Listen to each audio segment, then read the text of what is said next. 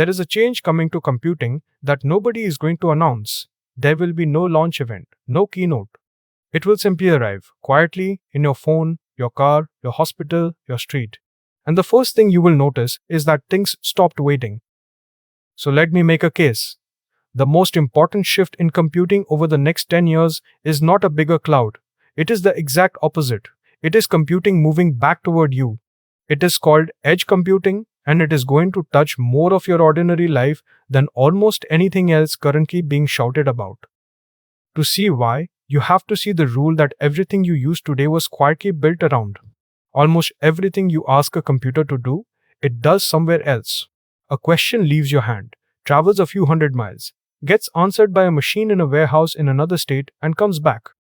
And that rule exists because of one problem nobody can engineer around: light. In a fiber optic cable, light covers about 200 kilometers every millisecond. That sounds fast. It is fast. It is also a speed limit, and physics does not negotiate. So every question you send far away pays a toll, out and back. Then add the switches, the routers, the queuing, the handshakes. A few hundred miles quietly becomes tens of milliseconds before a single useful calculation has even started. It is the difference between asking the person next to you and posting a letter. Both get you an answer eventually. Only one of them is any use when the building is on fire. And here is the part that matters, because that one rule silently decided what got built. Anything that could tolerate a wait got made. Anything that could not, quietly did not get made at all. There is an entire category of things missing from your life right now, and you have never once noticed. You cannot miss what nobody ever built. Look at what a wait actually costs. A car doing 100 kilometers an hour covers about 28 meters every second. So in 1/10 of a second, it has already traveled nearly 3 meters. Nobody is sending that decision to a warehouse in another state and hoping for the best. So it does not. The car decides where the car is. And once you accept that, you can start listing everything else that was quietly impossible. Translation in your ear that keeps up with an actual conversation instead of politely waiting for you to finish. Glasses that can tell you what you're looking at while you're still looking at it. A factory machine that stops before it takes somebody's hand off, not after. None of those survive a round trip. All of them work if the thinking happens in the room. Then there is the second reason, which is far less exciting and far more expensive: bandwidth. Picture a factory with 1,000 cameras watching a production line. Streaming all of that to the cloud, all day, forever, is not a technical problem, it is a bill. So instead, the cameras watch their own footage, throw away the 99% where nothing happened, and send only the part that matters. And the third reason is the one you should probably care about most. Every privacy policy you have ever agreed to is a promise. Somebody promising to be careful with something you handed them. Processing on the device is not a promise. It is a fact about where your data physically is. Data that never leaves the building cannot be intercepted, cannot sit on a server you did not choose, and cannot be quietly repurposed 3 years later. The safest place for your data is not a well-guarded server. It is no server. And there is a fourth reason, which almost never gets mentioned by people with excellent internet. Most of the world is not running on the connection you see in a product demo. It drops, it crawls. It vanishes in a lift, a basement, a tunnel, a village. A system that thinks locally keeps working anyway. For an enormous number of people, this is not an optimization. It is the difference between a thing that works and a thing that does not. Now, where exactly is this edge? Annoying answer.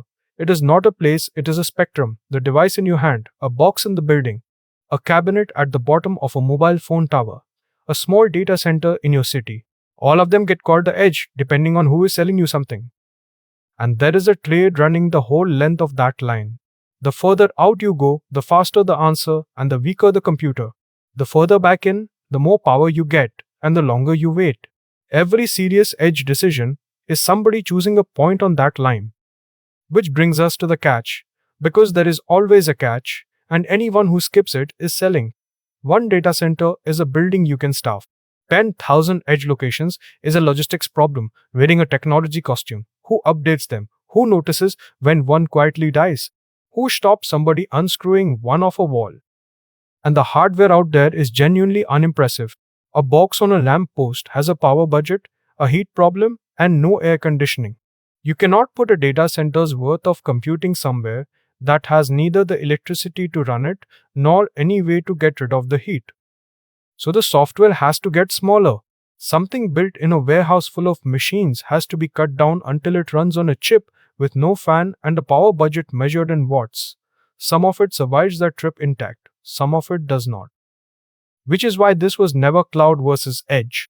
Your own body settled that argument long ago. Touch something hot, and your hand is already moving before your brain knows anything about it. The spinal cord handles the reflex, the brain handles the thinking.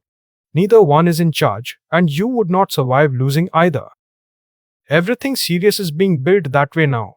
The edge handles the reflex. Stop, wake up. That is a face, that is a word. Anything slow, or hard, or rare goes back to the big machines, where nobody is counting milliseconds. And if all of this still sounds like a prediction, it is not. Look at where the money already went. For years, NVIDIA's little computers for robots and cameras were a curiosity sitting next to the enormous data center business. Now the same company sells the computer that goes inside the car, not the one the car phones up, the one bolted into it. And it is not just them. Apple has put a neural engine in every phone it sells for years. Qualcomm builds one into the chips running most Android phones. Google designs its own. ARM quietly puts the design into almost everything else. But here is the real tell. Amazon and Microsoft, two companies whose entire existence is the cloud, will now both sell you a way to run their cloud inside your own building. Cloudflare will run your code in hundreds of cities instead of one. When the cloud company starts shipping hardware to your address, that is not a new product line, that is a hedge. And you're already living in it, by the way.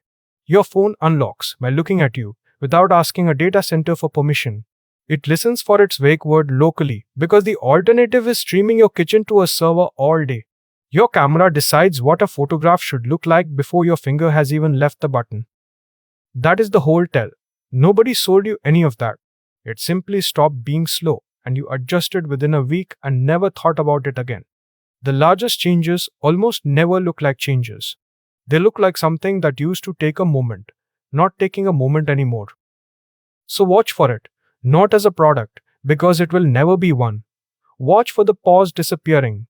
From your car, your doctor's equipment, your glasses, your house, your city, you will not notice the day it happens, you will simply stop waiting and you will never go back.